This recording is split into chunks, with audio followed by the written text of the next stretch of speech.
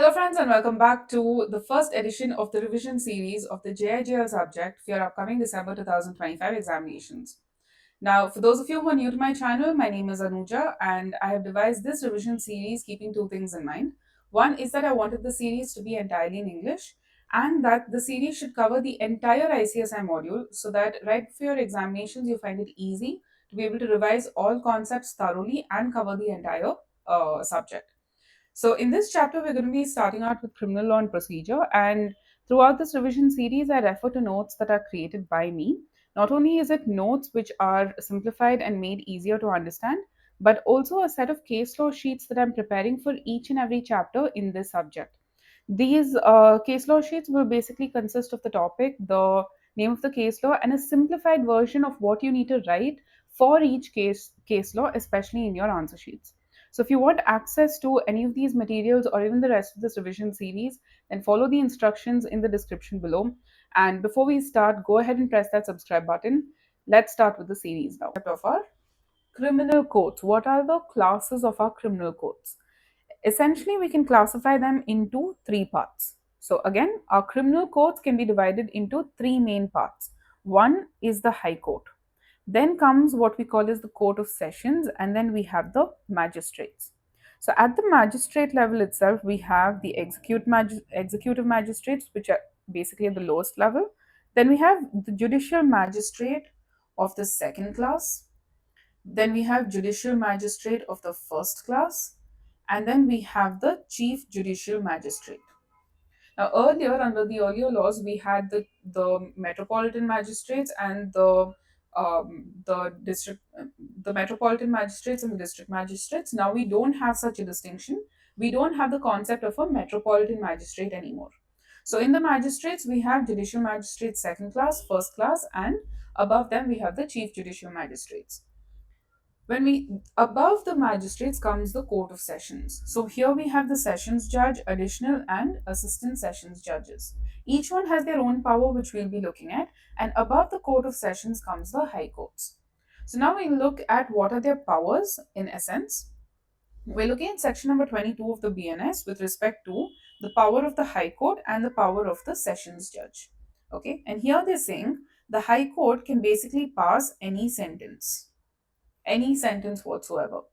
Sessions judges and additional sessions judges can basically pass any sentence, but only with respect to capital punishment, that is, death sentence, it must be confirmed by the High Court.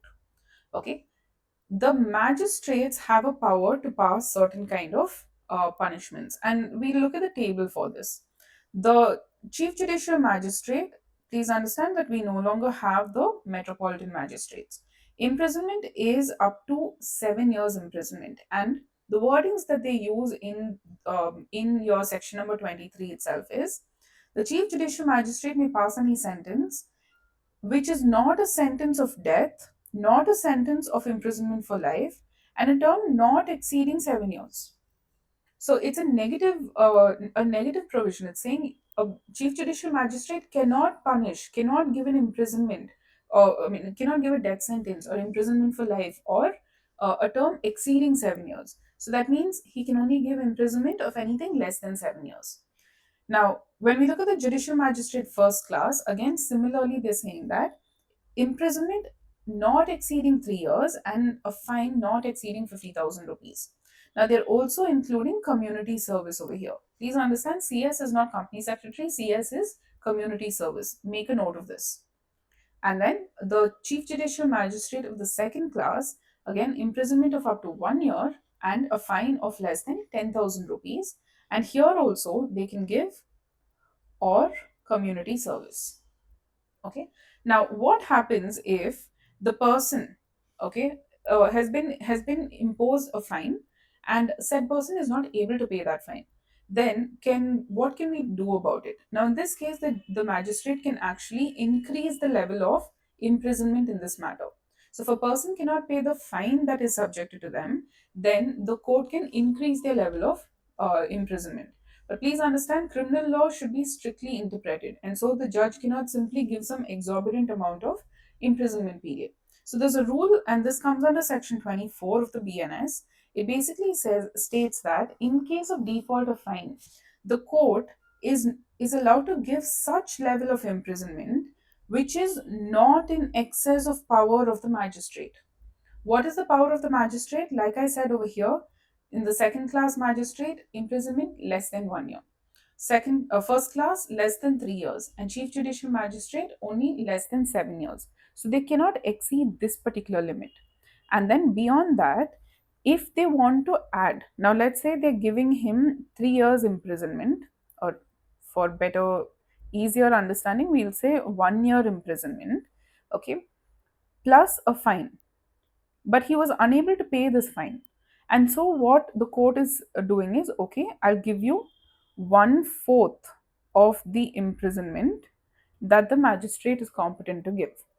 So 1 year plus one fourth of that fine. Up to that, he can increase the imprisonment period.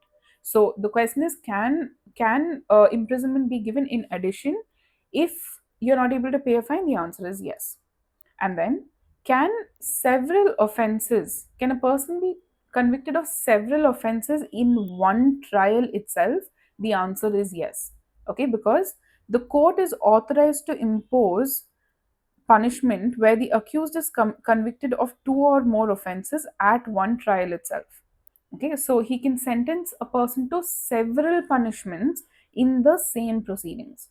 Now, res judicata only applies where you first punish him under one provision, he goes inside, he comes back out, and then he is punished again for the next provision. That amounts to double jeopardy. But here, multiple offenses can be tried together in the same trial.